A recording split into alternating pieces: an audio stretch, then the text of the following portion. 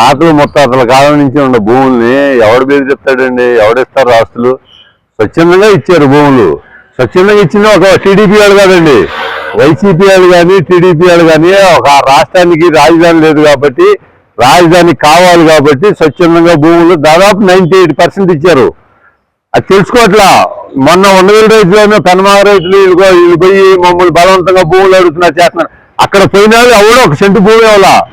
భూమి ఇవ్వనాళ్ళు భూమి ఇచ్చిన సంగతి వాళ్ళకి కరెక్ట్ కాదు కదా మాట్లాడతాం.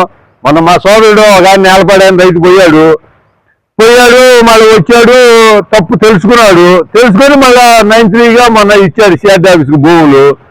ఇప్పుడు కూడా వీళ్ళకి సిగ్గుండాలండి పోయినాళ్ళకి. ఎందుకంటే ఆయన ఇప్పటికి కూడా మాదిగానే మాట్లాడితే రాజధాని అమరావతి అనే మాట అంటలా. ఇప్పుడు తన చేతులు తన ఎత్తునే పెట్టుకుంటున్నారు జగన్మోహన్ రెడ్డి గారు. చెప్పాలంటే అమరావతిని కాదు 3 రాజధానులు అనబట్టే ఆయనకి అధికారాన్ని దూరం అయ్యే సంగతి ఆయన తెలుసుకోవాలి. మంగళ రేపు కూడా చక్కగా ఆర్ధపల్యంలో చెప్పినట్టు చంద్రబాబు నాయుడు గారికి అధికారం ఇస్తున్నాడు. ఈయన ఎట్లాగే మాట్లాడాలో మేము కోరుకుంటున్నామండి. ఈయన ఎట్లాగే మాట్లాడాలా, జనంలో వ్యతిరేకత అంతే వస్తుంది. జరిగేది కూడా రేపు రాబోయే రోజుల్లో కూడా ఈయన మావిగన్ మీద ఆ మాట మీదే ఉంటాడు. ఈయన అమరావతి అజరామంగా ఎప్పటికీ ఎదుగుతూ ఉంటుందండి.